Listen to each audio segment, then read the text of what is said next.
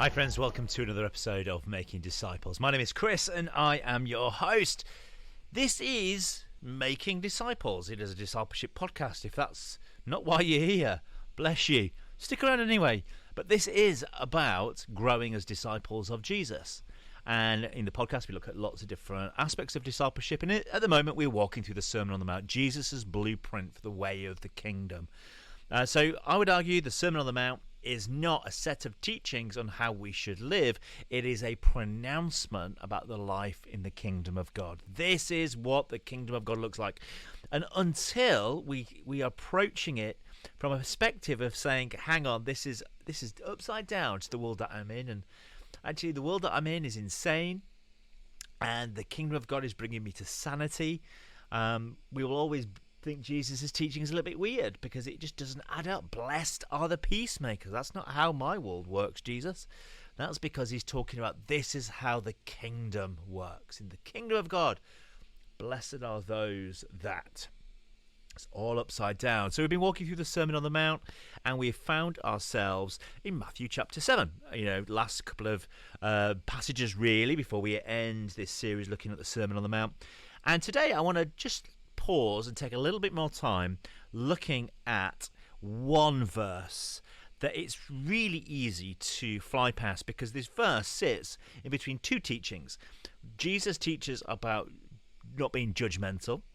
He then teaches about asking, seeking and knocking, which we're going to look at next week. And in between these two teachings there's a verse that really stands out because it almost feels like a gear change and then another gear change. So you're teaching on judgment. It then comes up this wild comment about pigs and dogs and pearls. It's just one verse.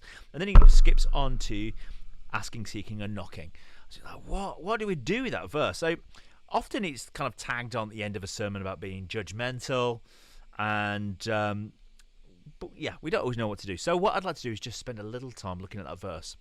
That one verse, what does it have to say to us? What could it be talking about? How does it connect with judgment, or how does it connect with asking, seeking and knocking? So that's what we're going to look at.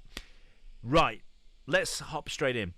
Welcome, by the way, friends. If you are new to the podcast, would absolutely love it if you might just subscribe. It's really helpful when you subscribe to the podcast. It doesn't just mean that you then get told when the new episode's out. It actually tells the app that you're using that this is a valuable podcast, and to put it in front of other people as well. So it's a real easy way of more people learning about the Making Disciples podcast. So let's jump in. Let's look at what Jesus has to say to us about dogs and swine.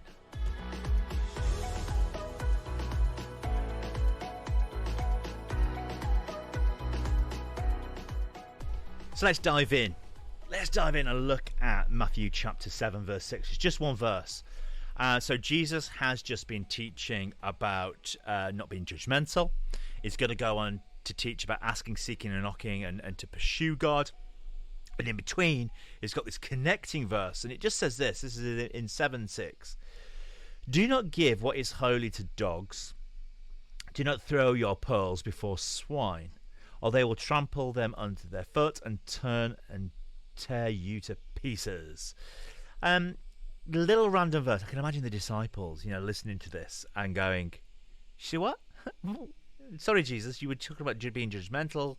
It was great. You went on to talk about seeking your kingdom. What was that middle verse about pearls and swine? What was that about?" So that's what we're going to explore, because I guess many of us would read that verse, do not give what is holy to dogs and do not throw your pearls at swine. Many of us would probably say, do you know what? I've never really had an issue with that. Out of all the things I might have problems with in life, throwing pearls at a pig has never been one that I thought I'd be caught out on. Let's be honest. It's, you don't go out clubbing on a Saturday night and come home and go, oh gosh, I just threw too many pearls at those pigs tonight. It's just not a thing, is it? Nobody ever comes down to your house and says, so Chris, are we gonna throw some pearls at the swine tonight? It's just not a thing. So what is Jesus talking about? Well, I think the whole thing really is about entrusting. So I think there's a whole different aspects we could look at this passage. So I'm going to look at it from a few different angles. Let's just back up a second. So the Sermon on the Mount In Matthew 5:17, Jesus says, I've not come to abolish the law, I've come to fulfill it. So he's come to show us the fullness of this gospel. In Matthew 6, he teaches the Lord's Prayer, which is about trust, entrusting our past, our present, and our future to God. Do we really trust God? And then in this, do you really trust me, of the Lord's Prayer, do we really trust all this to God? He goes on to talk about our treasure and where we store up our money. Do you trust God enough to give him your treasure? Or do you really want to keep some on earth just in case, making money just in case, edging your bets? Don't worry, Jesus says. Well, that's all about trust as well, because when you worry, you're saying, I don't trust God, I trust myself. And worry really is about us praying to ourselves. Prayer is when we say, no, God, I'm giving this to you, you carry my worry. So Jesus talked about trusting us with our money, trusting him with our worry.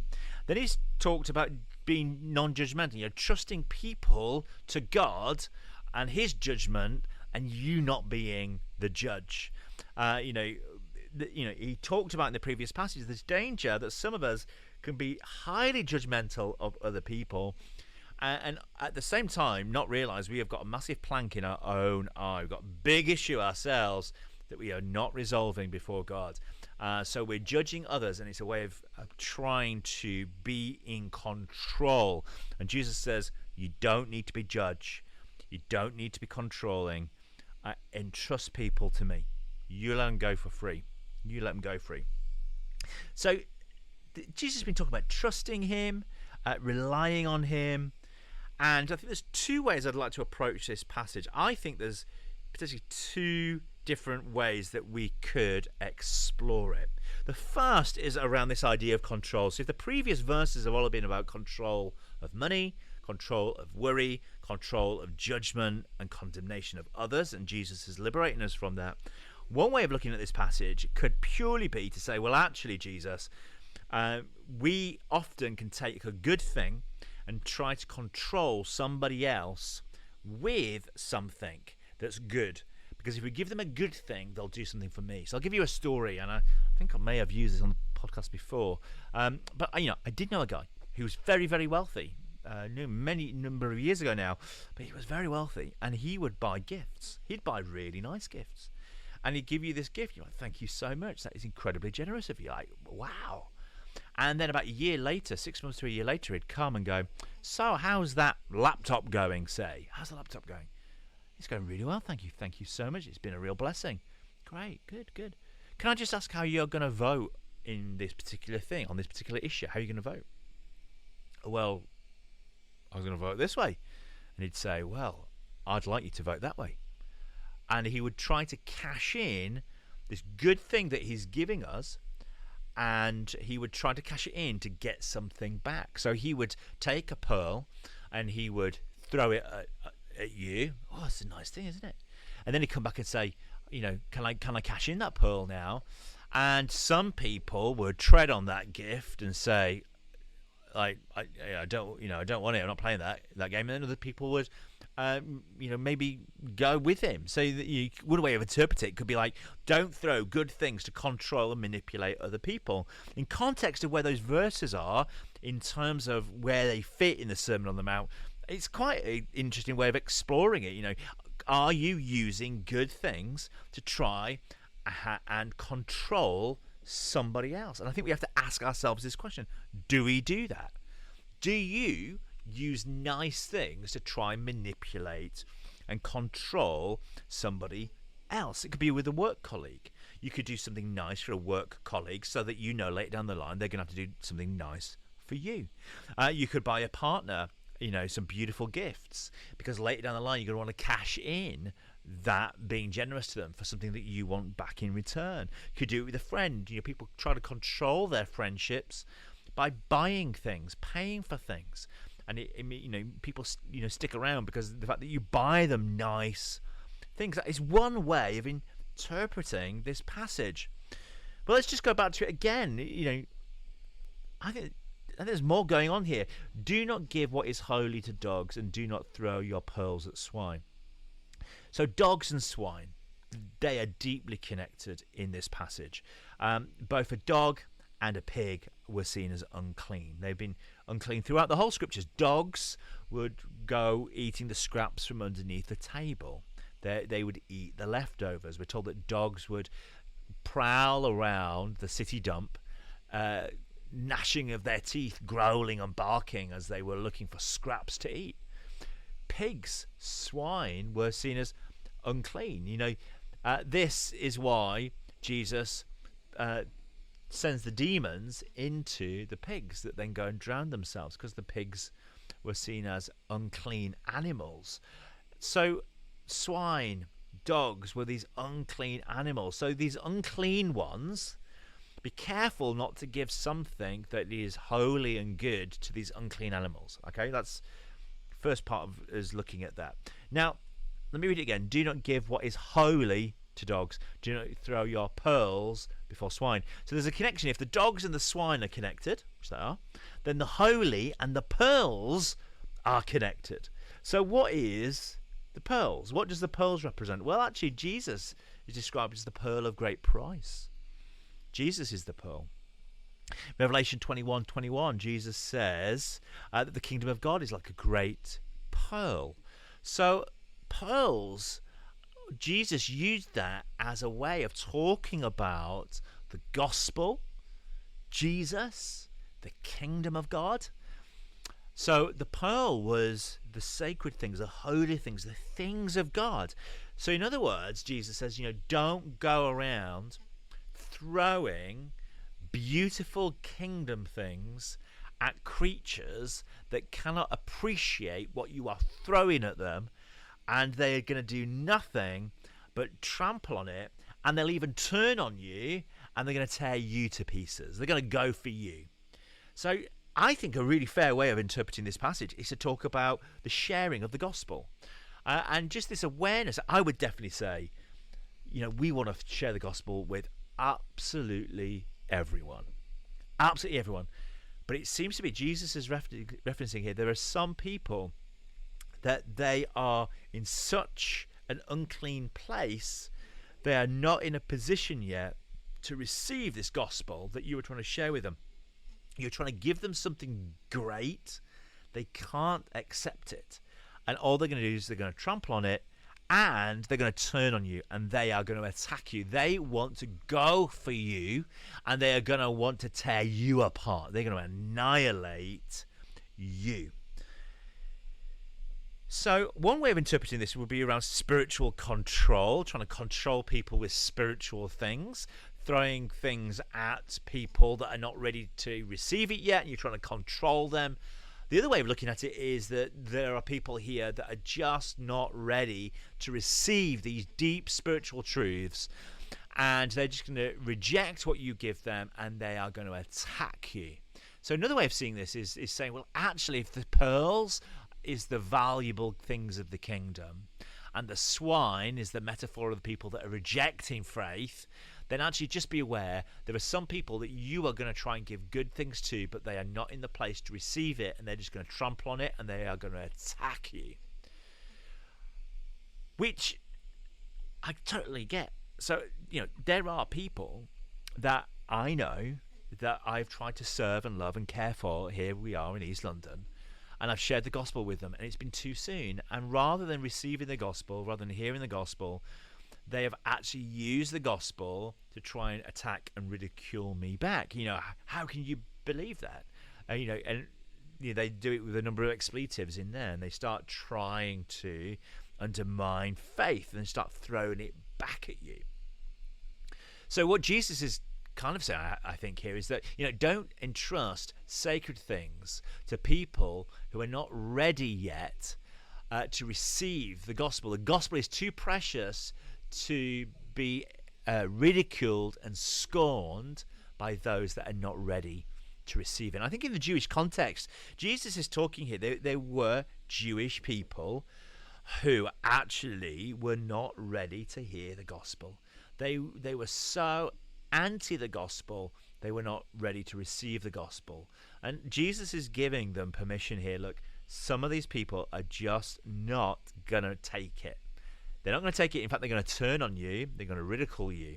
So actually, use wisdom. You take the wisdom that you don't have to force it on them. They're just not ready to receive it yet. So it's like Jesus is saying, live wisely, discern who it is that you are sharing the gospel with, because some people it's just futile. I know one person here in Bow who they will just argue with me against the gospel for hours on end, wasting my time, trampling on the gospel, and they're just not ready to receive it at all. They will not listen to what I have to say about it because they have too much fun trampling on that good thing. So it's like Jesus is saying, look, be wise. Some people are not ready yet to receive this beautiful thing. Paul says, some places just shake the dust off your feet and move on. If somebody's not going to receive this beautiful gospel, move on. So what is the discipleship principle that Jesus is teaching us here? Do not give what is holy to dogs, and do not throw away pearls before swine. I think it is actually about discernment.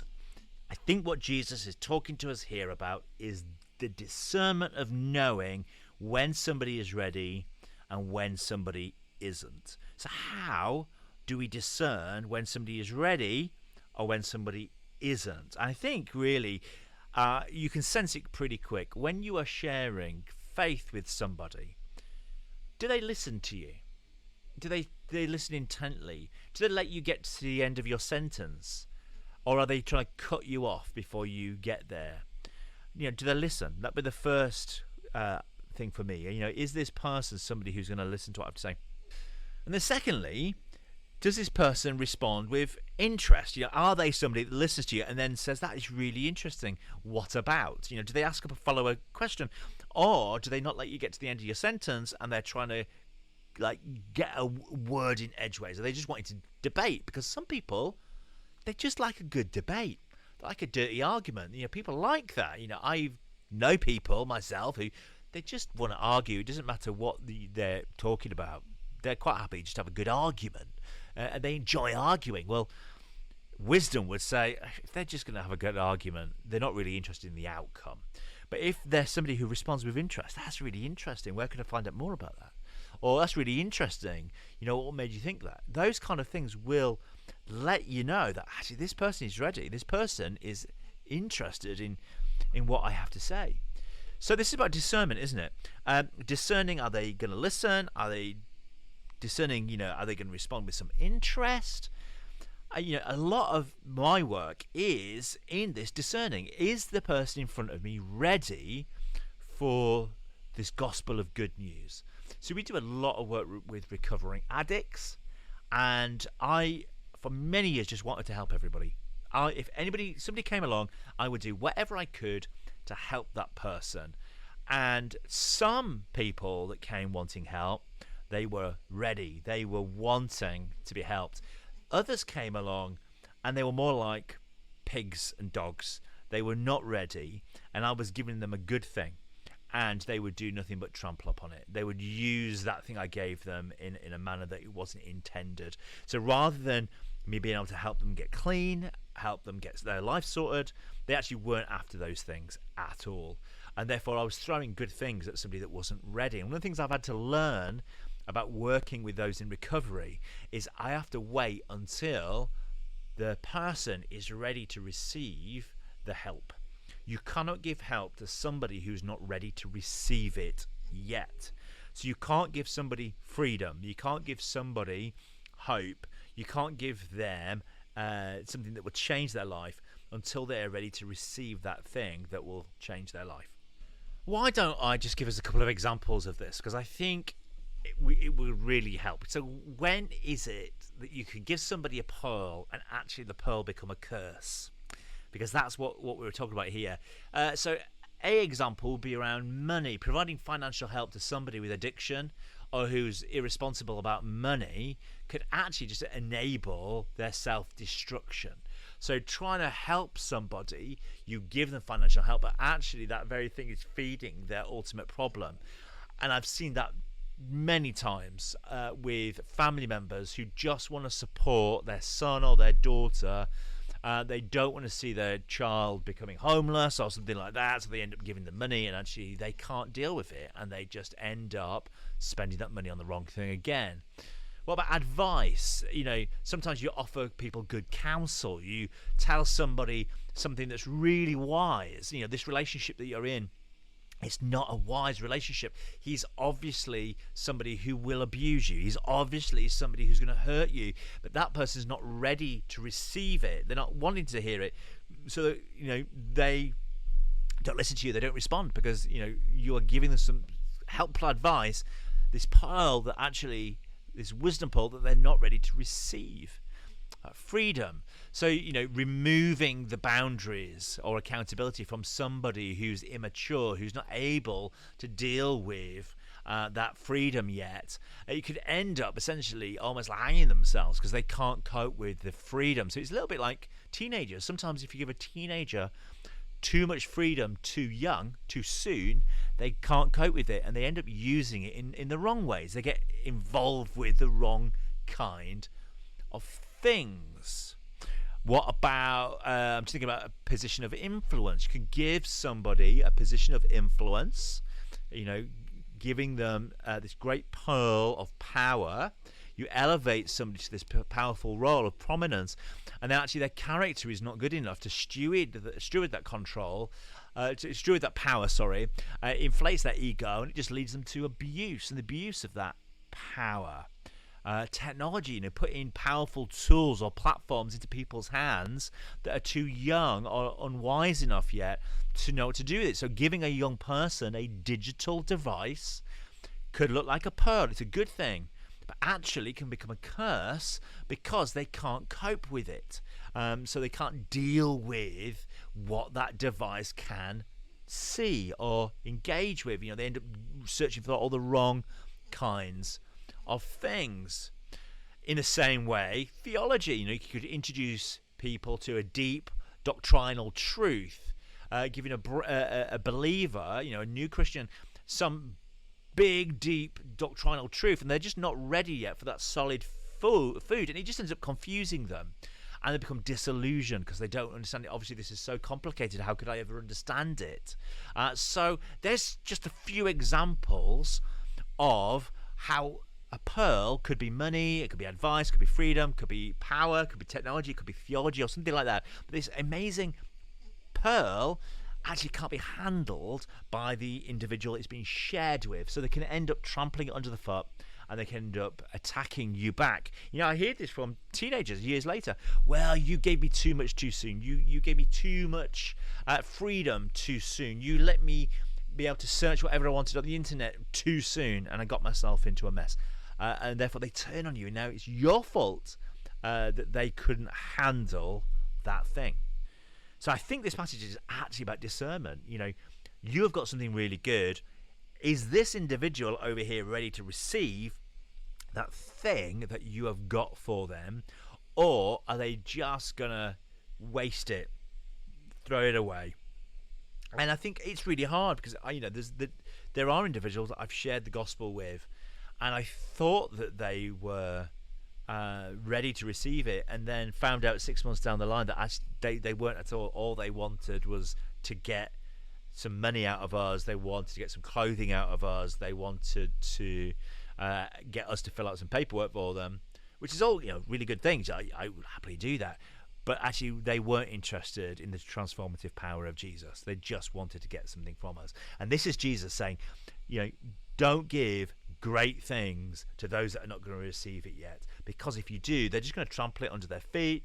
They're going to turn and tear you to pieces. They are not going to receive it the way that it's intended. So what's the discipleship principle here? The discipleship principle has to be about discernment. Discerning when is the right time to give somebody the great thing that is the gospel.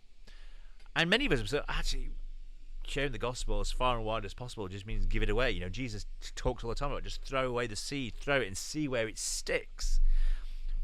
And the discernment here that Jesus is giving us, well, actually, sometimes you might just want to discern what it is you are giving that person. Are they, because actually sometimes when you give somebody a good thing, and they're not ready for it, can become a curse. It can become something that is actually going to do them more harm than good. So are they ready yet to receive this good thing that you're trying to give them? So there you go. Do not give what is holy to dogs. Do not throw your pearls before swine, or they're going to trample it under their foot, and they're going to turn and tear you to pieces. Could be seen as not trying to control somebody. Can also be seen as don't give somebody something yet that they're not ready to receive. And the discipleship principle is about discerning the difference between the two. Are they ready or are they not? So using the gift of discernment to work out when is the right time to share what you have with someone. So there you go. Pearls, swine, pigs, sacred things. I hope that's been somewhat helpful, because it is a really strange verse. If you've got a different interpretation to what I've just shared, I'd love to hear it. Please send me a little message, either on Instagram, Rabbi Rogers. You could find me on Twitter or all those kind of things, whatever it was, Xy thing, whatever it is, Rabbi Rogers. I'm on all of those things as Rabbi Rogers. I'd love to hear your interpretation or thoughts on this passage. But friends, until next time, grace and peace. Have a really good week, and we'll catch up with you soon.